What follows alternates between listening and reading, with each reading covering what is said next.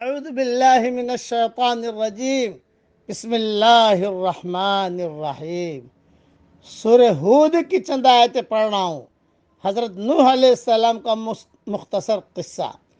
وقال اركبوا فيها بسم الله مجريها ومرساها، اور نوح نے کہا کہ کشتی میں سوار ہو جاؤ، اللہ کے نام سے اس کا چلنا ہے اور اس کا ٹھہرنا بھی۔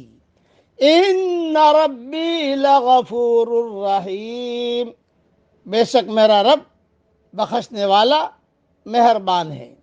وَهِيَ تَجْرِي بِهِمْ فِي مَوْجٍ كَالْجِبَالِ، اور کشتی پہاڑ جیسے موجوں کے درمیان ان کو لے کر چلنے لگی۔ وَنَادَى نُوحٌ ابْنَهُ وَكَانَ فِي مَعْزِلٍ يَا بُنَيَّ ارْكَب مَّعَنَا، نوح علیہ السلام نے اپنے بیٹے کو پکارا جو اس سے الگ تھا کہ اے میرے بیٹے ہمارے ساتھ سوار ہو جا۔ وَلَا تَكُن مَّعَ الْكَافِرِينَ، اور بے ایمانوں کے ساتھ مت رہ۔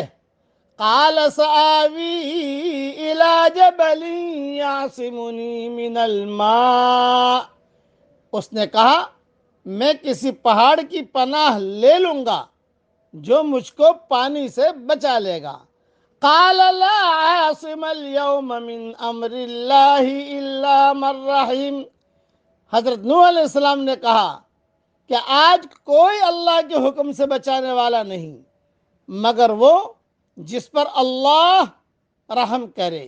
وحال بینہما الموج فکان من المغرقین، اور دونوں کے درمیان موج حائل ہو گئی اور وہ ڈوبنے والوں میں شامل ہو گیا۔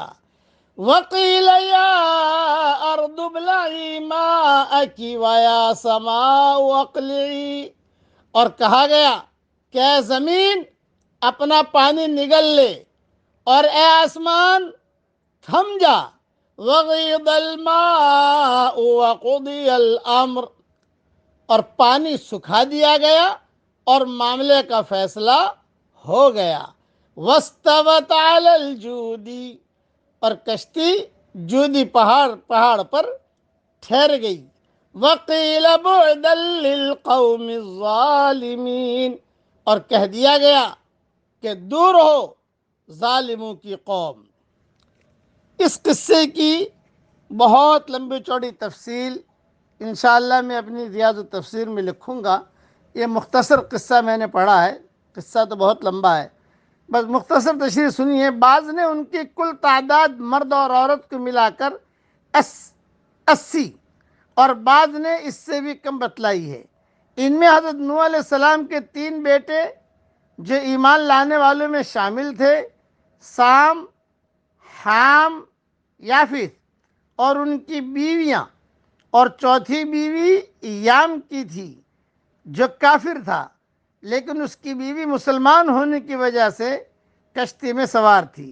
ابن کثیر میں مضمون لکھا ہے، یعنی جن کا غرق ہونا تقدیر الہی میں ثبت ہے، اس سے مراد عام بے ایمان ہے، یا یہ استثناء اہل کس ہے، یعنی اپنے گھر والوں کو بھی کشتی میں سوار کرا لے سوائے ان کے جن پر اللہ کی بات سبقت کر گئی ہے، یعنی ایک بیٹا کنعان یا یام، اور حضرت نوح علیہ السلام کی اہلیہ وائلہ اس کا نام تھا، یہ دونوں بے ایمان تھے، ان کو کشتی میں بیٹھنے والوں سے مستثنیٰ کر دیا گیا، اور جو ہے وہ سارے کے سارے ڈوب گئے، اور جو کشتی میں سوار تھے اللہ تعالیٰ نے ان سب کو بچا لیا۔ جب کشتی بن کر تیار ہو گئی تو خدا کے حکم سے طوفانی ہوائیں چلنے لگی، زمین سے پانی کے دہانے پھوٹ پڑے، اوپر سے مسلسل بارش ہونے لگی، یہاں تک کہ ہر طرف پانی ہی پانی ہو گیا، تمام لوگ اس میں ڈوب گئے، صرف وہ چند انسان اور کچھ مویشی بچے جو حضرت نوح علیہ السلام کی کشتی میں سوار تھے، حتیٰ کہ حضرت نوح علیہ السلام کا بیٹا بھی غرق ہو گیا۔ خدا کی نظر میں کسی کی قیمت اس کے عمل کے اعتبار سے ہے، نہ کہ رشتے کے اعتبار سے، خواہ وہ رشتہ پیغمبر کا ہی کیوں نہ ہو۔ اللہ تعالیٰ ہمیں نیک عمل کرنے کی توفیق عطا فرمائے۔ آمین۔ وآخر دعوانا ان الحمدللہ رب العالمین۔